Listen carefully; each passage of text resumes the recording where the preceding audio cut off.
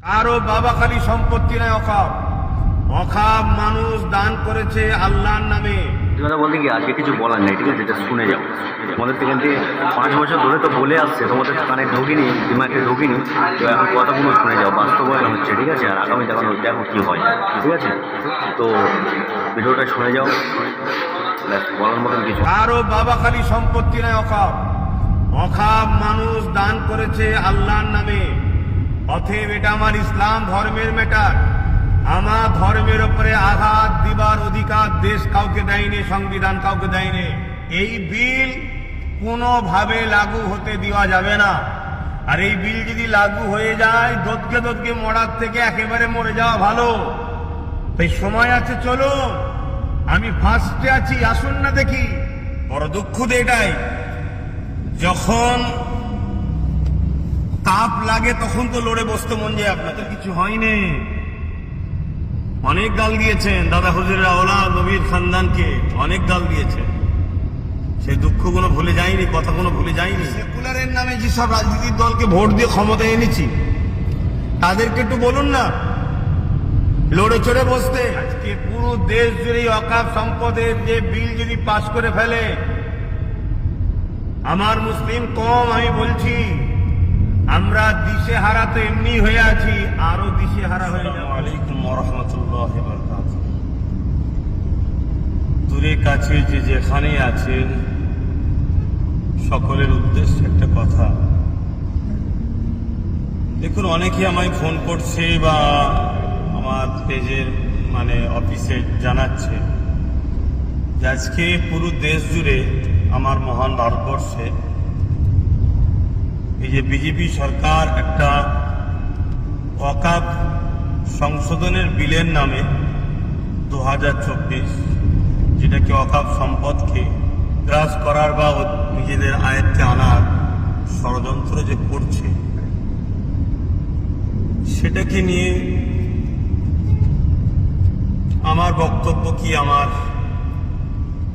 কোন রকম সেরকম বাইট কিছু দেখছেন অনেকে জিজ্ঞেস করছে। দেখুন, দুঃখ লাগে এটাই যে আজ আপনারা ভাবছেন, আমি বিগত 3-4 বছর ধরে বলছি, এমন একটা দিন আসছে সবকিছু আমাদের হাত থেকে বেরিয়ে চলে যাবে।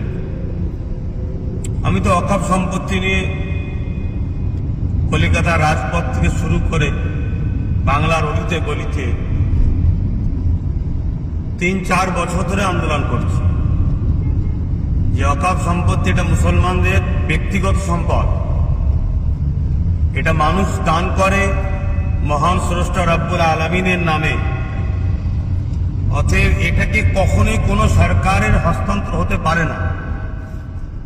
কিন্তু আমরা বিগত দিন থেকে দেখে আসছি, প্রতিটা সরকারি যখন ক্ষমতায় আসি, ওয়াকফ সম্পত্তির কোটি কোটি টাকা তারা লুটপাট করে, সম্পদকে বিক্রি করে দেয়। তার বিরুদ্ধেও তো আন্দোলন করে আসছি। তাই আমি বারবার বলেছিলাম যে আসুন, ঐক্যবদ্ধ হন, সংগঠিত হন, নিজেদের সম্পদ নিজেরা দখল করুন, নিজেদের ধর্মীয় এটা বিষয় নিজেরা রাখুন, নিজেরা পরিচালনা করুন, নিজেরা এর তত্ত্বাবধান করুন। কিন্তু অনেকে তোমাকে গালিগালাজ করেছিলেন, অনেক সমালোচনা করেছিলেন, অনেক কিছু বলেছিলেন। হ্যাঁ, আজকে আমার বাইট দেখতে পাচ্ছেন না, কিন্তু লক্ষ লক্ষ মানুষের কাছে আমার সংগঠনের মাধ্যম দিয়ে তাদেরকে এই যে আজকে 2024 ওয়াকফ সংশোধনীয় বিলের নামে বিজেপি সরকার যে সংবিধান বিরোধী যে বিল পাস করার জন্য ঘৃণা চক্রান্ত করছে, তার বিরুদ্ধে ফুরফুরা আহলে সুন্নাত ওয়াল জামাতের লক্ষ লক্ষ যুবকরা, বাপেরা মায়েদের দ্বারা আমরা বাড়ি বাড়ি গিয়ে আমাদের সংগঠনের মাধ্যম দিয়ে ওই স্ক্যান করে, যেটা মুসলিম পার্সোনাল ল বোর্ড চেয়েছে, পাটাবাদ যে ব্যবস্থা করতে বলেছে, সে কাজ অলরেডি আমাদের চলছে। বড় দুঃখ তো এটাই, যখন তাপ লাগে তখন তো লড়ে বসতে মন যায়। আপনাদের ফোন করে অনেকে সমালোচনা করছে। হ্যাঁ, দেখুন, 3 বছর কম বেশি আগে থেকে আমি বলে আসছি যেমন একটা দিন আসছে দিশে হারা হয়ে যাবে। চোখের পানি নয় খুন বেরোবে। এখনো তো কিছু হয়নি। অনেক গাল দিয়েছেন দাদা হুজুরের আওলাদ নবীর খানদানকে, অনেক গাল দিয়েছেন। সেই দুঃখগুলো ভুলে যায়নি, কথাগুলো ভুলে যায়নি। তথাপিও বলবো, আসুন যা প্রতিটা মাযহাব, দল, মত সব কিছু ভুলে গিয়ে এই বিজেপির যে চক্রান্ত, আর বিজেপি শুধু আজকে নতুন নয়, কখন কৃষকের বিরুদ্ধে সংবিধান বিরোধী বিল পাস করেছে, কখনো দেশের মানুষের বিরুদ্ধে। এই বিজেপি নামক যে দল আজকে পুরো দেশটাকে শেষ করছে, এর বিরুদ্ধে সবাই সংগঠিত হন। এবং আমরা যে সেকুলারের নামে যেসব রাজনৈতিক দলকে ভোট দিয়ে ক্ষমতায় এনেছি, তাদেরকে একটু বলুন না লড়ে চড়ে বসতে। এখনো সময় আছে। কৃষক বন্ধুরা আন্দোলন করা শিখিয়েছে আমাদেরকে।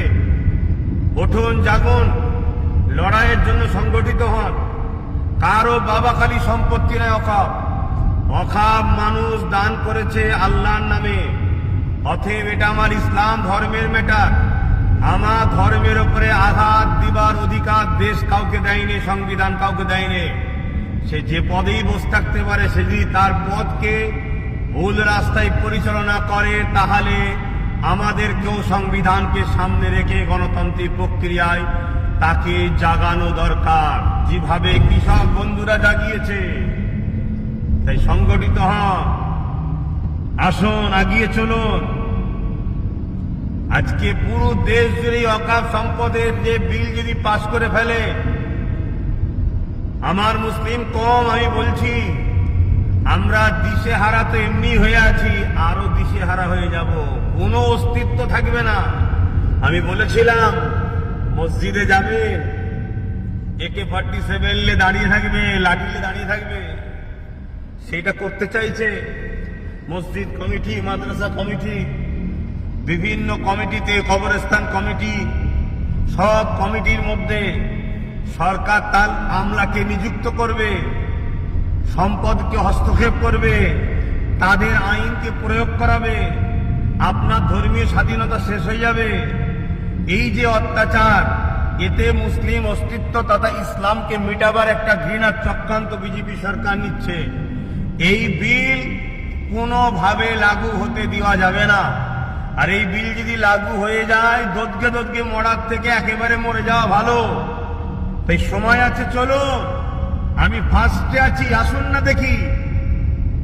যারা পালালি খেয়ে খায়, যারা পা চেটে বেড়ায়, যারা ভিক্ষা খায়, সামান্য ভিক্ষায় যখন ইসলাম বিদ্বেষী কোনো কথা হয়, তাদের মুখে কথা পাওয়া যায় না। সেই মুসলমানদের নিয়ে আর অকাবের লড়াই কি হবে? তারা আজকে ফোন করে বলছে আপনার ভূমিকা কি? আজকে নিজেরা সংগঠিত নয়, নিজেদের কোনো পাওয়ার নাই, নিজেদের কোনো জায়গা নাই। আরো একটা কথা, হিন্দু আর হিন্দুত্ব দুটোকে কিন্তু একভাবে মিশিয়ে দেবেন না। আমার ক্ষুদ্র জ্ঞানে হিন্দু শান্তি, ভ্রাতৃত্ব, ঐক্যের কথা বলে। হাজার হাজার বছর ধরে এদেশে মুসলিম হিন্দুর ভ্রাতৃত্ব ইতিহাসে আসছে। কিন্তু আজকে হিন্দুত্ব, হিন্দু সাইনবোর্ড দিয়ে হিন্দুত্বের যে আজকে ষড়যন্ত্র, দেশকে ধ্বংস করার যে ষড়যন্ত্র, সংবিধানকে মিটিয়ে দিবার যে ষড়যন্ত্র, সেই দিকে দেশকে নিয়ে যাচ্ছে। তাই ইসলামের ঐতিহ্য, 400-500 বছরের ওয়াকাফ স্টেট, ওয়াকাফ সম্পত্তির মসজিদ যা আছে, সেগুলোকে বিরান যদি না করা যায়, তাহলে এটা একটা কিন্তু আপনার আমার জন্য একটা প্রমাণ দিচ্ছে যে এই দেশে হাজার হাজার বছর ধরে আমাদেরও পূর্বপুরুষরা চলে আসছে। তো এই স্মৃতিগুলোকে মিটাতে হবে। মিটানোর জন্যেই আজকে এই অকাপ সংসদীয় বিলের নামে অকাপ সম্পদকে হস্তক্ষেপ করার, নিজেদের দখলে নিবার একটা ষড়যন্ত্র বিজেপি গভর্নমেন্ট করতে চাইছে। কি বুঝলে এতক্ষণ ধরে ভিডিওটা শুনে? তুমি কি বুঝলে? তোমাকে কিছু ঢুকেছে? এখনো পাগলামি করে যাবে, এখনো লাইন আছে, সুযোগ আছে, চলে আসো, একে ওরে সাথ দেই, সাথে থাকি, বুঝছো? ভালো থাকবে।